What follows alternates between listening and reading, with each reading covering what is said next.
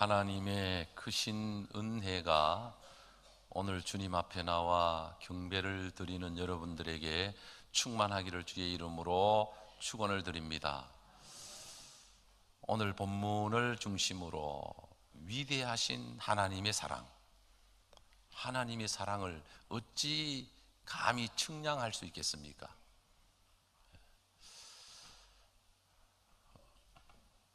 어느 가정에 모자가 살고 있었습니다. 어머니는 일찍이 혼자 되어서 아들 하나를 보면서 아들을 키우는 소망으로 이제 살고 있었습니다. 그래서 힘이 들어도 어려워도 아들을 바라보면서 위로를 받고 아들 때문에 소망을 가지고 살고 있었습니다. 그런데 이 아들이 어머니가 원하는 대로 잘 자라주면 좋을 텐데 말을 듣지 않고 어머니 뜻대로 자라지 않고 지 하고 싶은 대로 하고 좀 방탕하다가 교통사고를 당했습니다. 그래서 두 눈을 시력을 잃어버리게 된 거예요. 그러니까 이 소식을 들은 어머니는 그냥 그 자리에서 기절할 수밖에 없는 거죠. 그래서 나중에 정신을 차리고 아들에게 찾아가서 쳐다보고 있으니까 기가 막히는 거예요. 가슴이 찢어지고, 그 아들은 시력을 잃었으니까 내가 이제는 어떻게 살까? 이래도 살아야 되나? 하고 절망에 빠져 있는 거죠. 그 아들을 지켜보면서 어떻게 해서든 이 아들이 회복이 되고 눈을 뜰 수 있는, 아니면 눈을 이식해서라도 볼 수 있도록 해야 될 텐데 라는 그 간절한 마음을 갖고 옆에서 지켜보고 있습니다. 자, 그런데 이 아들은 이제 의욕을 상실한 채 시리에 빠져서 말도 안 하고 죽고 싶다는 생각만 하고 낙심하고 있는데 좋은 소식이 들렸습니다. 어느 무명의 사람이 이름을 밝히지 않고 눈을 주겠다고, 한쪽 눈을 주겠다고. 그래서 이제 예정대로 이식 수술을 했습니다. 그래서 두 눈 다 볼 수 없었는데 한쪽 눈이 이제 수술이 잘 된 거죠. 그래서 수술 정상으로 회복될 때까지 눈을 이제 막고 안대를 하고 있다가 이제 약간 회복이 되어서 볼 수 있을 때 안대를 벗었습니다.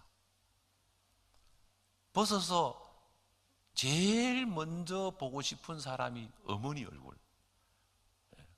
엄마하고 둘이 살았으니까, 또 엄마가 삶의 기둥이었으니까 제일 먼저 보고 싶은 사람이 엄마의 모습인데, 엄마를 보는 순간 충격을 받습니다. 자기를 지켜보고 있는 그 어머니를 보는 순간 눈물이 픽 납니다. 왜냐하면 바로 한쪽 눈을 준 사람이 어머니였습니다. 그래서 어머니가 한쪽 눈을 막고 한쪽 눈으로 이렇게 보고 있는 거예요. 아, 그래서 나에게 눈을 준 분이 어머니구나. 자기 눈을 빼서라도 주고 싶은 마음이 어머니의 마음이구나. 그걸 깨닫는 순간 지금까지 어머니 말을 안 듣고 자기대로 살아왔던 게 후회스럽고 어머니를 볼 면목이 없는 거죠. 그냥 대성통곡을 하고 웁니다. 어머니가 한마디 합니다. 아들아, 내가 두 눈을 다 주려고 했는데 두 눈을 줘서 너가 두 눈으로 살면 너는 참 좋겠지만 내가 두 눈 다 줘버리면 나는 소경이 되면 너에게 짐이 될까 봐 내가 너에게 한쪽 눈만 줬다. 그러니까 그 얘기를 듣는 순간 더 가슴이 메이는 거예요. 여러분, 아들이 무슨 짓을 했든 말을 듣든 안 듣든 내 아들이니까 아들에게 생명도 주고 싶은 마음이 부모의 마음이고, 아니 눈이라도 빼서 주고 싶은 마음이 어머니의 마음이죠. 제가 이 예화를 드는 것은 어머니의 마음보다 더 위대한 사랑, 더 위대한 분이 계시는데 그분이 하나님이십니다. 하나님은 우리가 죽어야 될, 우리 죄값으로 우리가 죽어야 될 그 자리에 하나님의 아들 예수를 보내서 우리 대신 형벌을 받으시고 우리 대신 예수님이 죽어주신 거예요. 예수님이 우리를 위하여 죽으심으로 우리가 죄에서 건짐을 받고 멸망에서 구원을 받고 우리가 죄사함을 받고 하나님의 자녀가 되고 천국 백성이 된 것이죠. 그런데도 불구하고 우리는 미련해서 어리석어서 이 위대한 하나님의 사랑을 깨닫지 못하고 알지 못하고 그냥 우리가 잘나서 예수 믿고 우리가 잘나서 잘 살고 우리가 잘나서 잘 되는 줄로 착각하며 살아가고 있다는 것이죠. 오늘 본문은 호세아에 관계된 얘기입니다. 이스라엘 백성과 하나님의 관계는 부부 관계와 같고 부모 자식과의 관계와 같습니다. 하나님이 이스라엘을 세우셨고 사랑하시고 이스라엘이 원하는 것을 다 들어주셨고 이스라엘을 사랑하신 하나님께서는 무엇이든지 원하면 주셨습니다. 그런데 이들이 살만하니까 타락하고 우상숭배하고 하나님을 남편으로 하나님을 주인으로 모시고 사는 것이 아니라 하나님을 이제는 뒷전으로 하고 보이는 바알 앞에 가서 무릎을 꿇고 영적으로 간음하고 온갖 하나님 보시는 앞에서 죄를 짓고 말할 수 없는 타락과 어리석은 행동을 하는 것이 이스라엘 백성들이었습니다. 그래서 보다 못한 하나님께서는 이 이스라엘 백성들이 깨닫게 하기 위해서 하나님의 마음을 좀 더 깊이 알도록 하기 위해서 호세아 선지자를 불러서 하나님이 숙제를 줍니다. 호세아야, 네 저 이방 여인인 고멜이라고 하는 여인을 아내로 맞으라. 그 음탕한 여인을 아내로 맞아서 네가 부부가 돼서 같이 살아라. 하나님이 시키는데 선지자가 안 할 수 있습니까? 하나님이 하라고 하는데 거역하고 마다할 사람이 누가 있겠습니까? 예, 하나님 알겠습니다. 고멜과 결혼을 합니다. 그런데 이 고멜이 음탕해서 호세아와의 사이에서 아기를 놓는 것이 아니라 어디 엉뚱한 데 갔다 와서 배가 불러오고 임신이 돼서 아이를 낳습니다. 그 첫 번째 태어난 아들이 로루하마입니다. 하나님이 긍휼이 없다. 그래도 하나님은 호세아에게 그래도 네 아내니까 사랑해라. 그런데 두 번째 또 어디 가서 애를 배웠는지 두 번째 아이를 놓는데 딸을 놓습니다. 그 딸의 이름을 이제 짓는데, 처음에는 이스라엘이고 두 번째 로루하마라고 짓습니다. 또 세 번째 아들을 놓는데 로암이라고, 내 백성이 아니다, 내 씨가 아니다, 내 자식이 아니다, 이런 뜻을 가진 아들을 놓게 되죠. 우리는 글로 표현되어 있으니까 그럴 수도 있다, 대단하다, 이렇게 볼 수 있을는지 모르지만, 이 문제가 만약에 우리의 문제고 나의 문제라면, 과연 여러분들이 결혼을 했는데 남편이 밖에서 애를 낳아 데리고 왔다, 용서하고 살 것이냐? 여러분들은 믿음이 있으니까 아마 아멘하고 살겠죠. 여러분들은 믿음이 좋으니까. 또 하나가 아니라 두 번째 또 밖에서 또 딸을 낳아 들어왔다. 사실은 그때는 보통 사람들이라면 이제 눈이 돌아가겠죠. 완전히 이성을 잃겠죠. 자, 왜 이런 실제적인 이야기를 통해서 하나님이 이스라엘 백성들, 오늘을 살아가는 우리들에게 메시지를 줄까? 하나님의 사랑은 영원토록 변하지 않는 절대적인 사랑이라는 겁니다. 사람은 이랬다 저랬다 마음에 들면 그냥 좋게 생각하고, 안 들면 언제든지 돌아설 수 있는 게 사람이거든.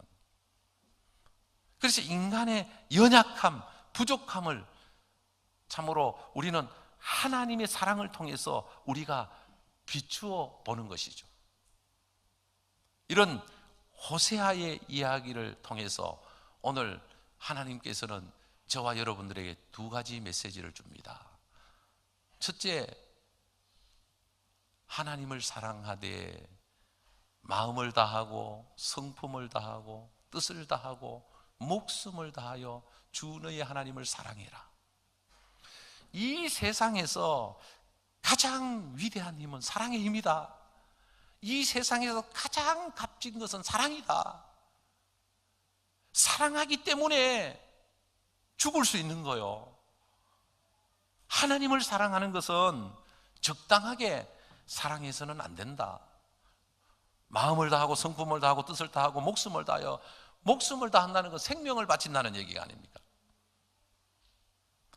하나님은 우리에게 사랑을 원하시는데 몇 프로의 사랑을 원할까? 보통 자격증 시험을 치든 어떤 공무원 시험을 치든 가드라인이 있거든요. 보통 시험은 아마 60점이 가드라인이라고 보면 60점 이상 되면 합격, 70점 이상 되면 합격을 주지 않겠습니까? 그런데 하나님은 우리에게 무엇을 원하느냐? 100%의 사랑을 원하십니다. 왜냐하면 진짜 사랑이라는 것은 100%이지, 그냥 사랑은 하나이지 두 개가 될 수가 없고 100%가 진짜 사랑이라는 것이죠. 그러므로 하나님이 우리를 사랑할 때 독생자 예수 그리스도를 보내주시기까지, 예수 그리스도를 십자가에 못 박혀 죽기까지 우리를 사랑했듯이, 우리도 마음을 다하고 성품을 다하고 힘을 다하고 뜻을 다하고 목숨을 다해서 하나님을 사랑하는 것이 하나님이 우리에게 원하는 참된 사랑이라는 것입니다. 야, 내가 이만하면, 내가 이 정도면 하나님 아마 기뻐하실 거야. 그래도 내가 10개 중에 90%만 하나님 앞에 드리고 헌신해도 하나님 너무너무 기뻐하실 거야. 우리는 이렇게 생각할 수도 있습니다. 여러분, 다 하고 다 하여 주 너희 하나님을 사랑하라. 다라는 것은 전적으로 하나님을 사랑해라. 전적으로. 오늘같이 비 오는 날 교회 한 주간 빠져도 괜찮지 않겠는가, 이렇게 생각할 수도 있어요. 그래서 비가 오면 빈자리가 많이 보여요. 우리가 믿는 하나님은 비가 오든 눈이 오든 바람이 불든, 저는 태풍이 올라온다는 기상 관상대의 그 기상청의 그 멘트를 보면서 태풍이 지나갈 때 주일이라면 얼마나 나올까? 주님 앞에 온전히 나올 수 있는 분들이 얼마나 될까? 그런 생각을 해 보는 것이죠.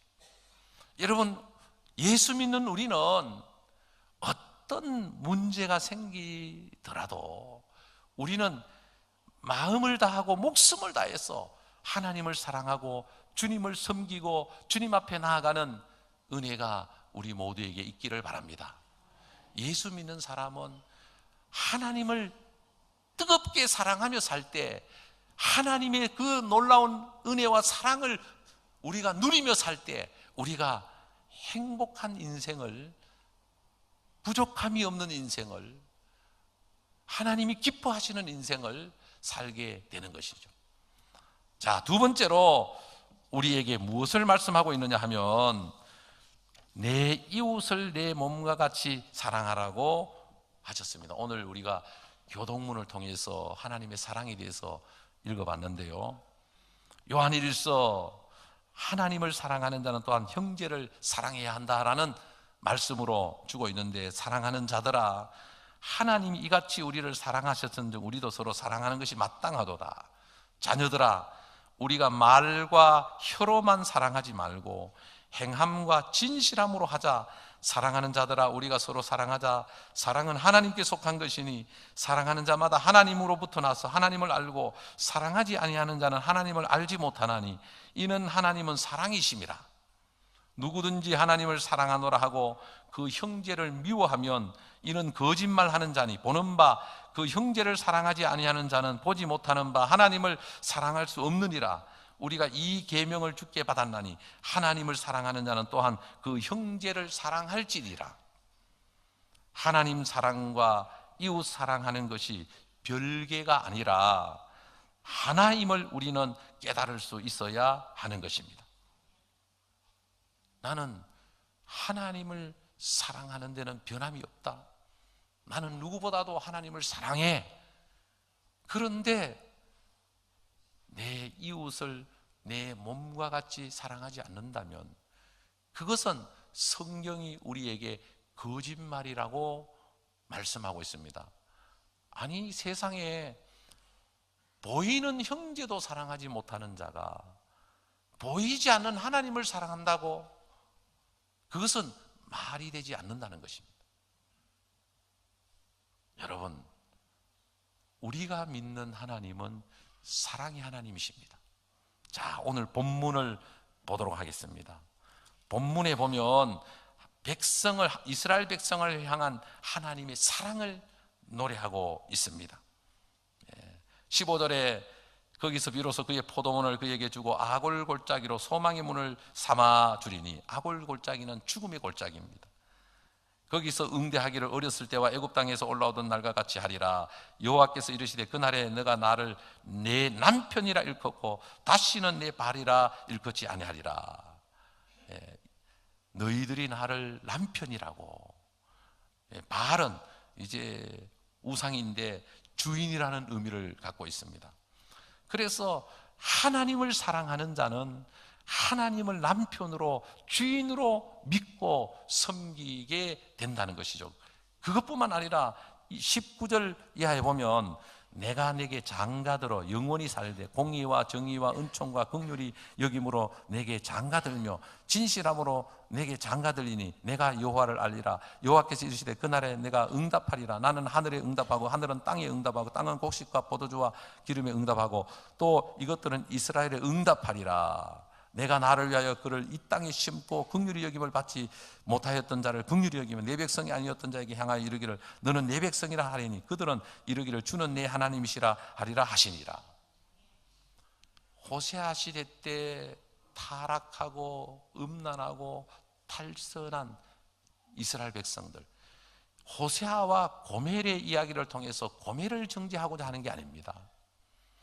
이런 실제적인 사건을 통해서 하나님과 이스라엘의 관계를 재정립하고 내가 너희들을 얼마나 사랑하는 줄 아니? 내가 너희들을 너무너무 사랑하기 때문에 너희들이 무슨 별짓을 다 했을지라도 나는 너희들을 용서하고 너희들이 앞으로 잘 되기를 바라고 너희들이 회복되기를 바라고 너희들이 치유되기를 바란다. 이게 하나님의 마음입니다. 어떤 분이 저에게 그런 얘기를 합니다. 하나님이 좀 잘못하면 그 자리에서 딱 벌을 내리시고 하면 사람들이 두려워서 죄를 안 지을 텐데 하나님이 좀 그럴 땐 좀 강력하게 하시면 좋을 텐데요. 그러면 우리 다 죽습니다. 여기에 살아남을 사람 아무도 없습니다. 그때마다 하나님이 그냥 칼을 들고 심판하시면 이 자리에 앉아있을 사람은 아무도 없습니다. 혹시 마음속으로 이거 목사님 그래도 나는 괜찮습니다. 나는 지금까지 죄를 지어본 적도 없고 나는 죄와 거리가 먼 사람입니다. 아마 이렇게 생각하는 의인이 있을지도 모릅니다. 그러나 착각하지 마십시오. 하나님이 바로 심판하시면 이 자리에 계실 사람이 아무도 없어요. 우리가 죄인임에도 불구하고 그저 돌아서면 죄를 짓고 알면서도 안 해야 된다고 하는 것을 알면서도 죄를 짓는 연약함을 갖고 있는 우리임에도 불구하고 하나님은 사랑으로 용서하시면서 우리를 품어주시고 우리에게 소망의 문을 열어주시고 내가 너에게 장가들어서 너로 하여금 하나님의 은혜와 축복 속에 살게 하겠다고 하나님이 약속하고 계시는 것입니다. 사랑하는 성도 여러분, 우리가 믿는 하나님은 사랑의 하나님이십니다. 오늘날 교회가 사랑을 잃어버렸습니다. 오늘날 믿는 사람들에게 사랑이 없습니다. 사랑을 잃어버리고 사랑이 없으면 아무런 역사도 일어나지 않습니다. 하나님은 사랑이시기 때문에 사랑을 통해서 일하십니다. 사랑을 통해서 구원의 역사를 이루어 가십니다. 사랑을 통해서 온 세계가 하나님의 주권이 하나님의 통치가 이루어지기를 원하십니다. 여러분, 우리는 죄악에 노출되어 있고 죄 아래 태어났고 죄의 DNA를 갖고 있기 때문에 조금만 잘못하면 용서가 안 됩니다. 애 하나 낳아가 들어오면 하나님 바라보고 하나님 그래도 살겠습니다. 속은 상하지만 어떻게 합니까? 그래도 둘도 아니고 하나 낳아오시니까 감사합니다. 이렇게 생각하고 받아들일 수 있는 사람 몇 사람 되겠어요? 둘이 아니라 셋이 아니라 10명을 낳아도 하나님이 짝지어준 남편이요 아내이기 때문에 용서하고 살아라는 겁니다. 그게 하나님의 마음이요, 그게 하나님의 능력이요, 그게 하나님의 주권이요, 그게 하나님의 축복이라는 겁니다. 고통이야 말할 수 없지만 그러나 그 속에 하나님의 은혜가 있고 그 속에 하나님의 비밀이 있고 그 속에 하나님의 능력이 있고 그 속에 하나님의 미래가 있다는 겁니다. 사랑할 때 하나님이 역사한다는 겁니다. 완악해지면 사람들이 부패해지고 타락하면 사랑이 식어집니다. 말세에는 하나님의 사랑이 식어집니다. 자기밖에 모릅니다. 감사할 줄 모릅니다. 자기에게 잘못하면 다 정죄합니다. 참지 못합니다. 여러분, 우리는 하나님의 사랑을 회복하고 하나님의 사랑으로 돌아가고 하나님의 사랑으로 우리가 나아갈 수 있는 은혜가 있기를 바랍니다.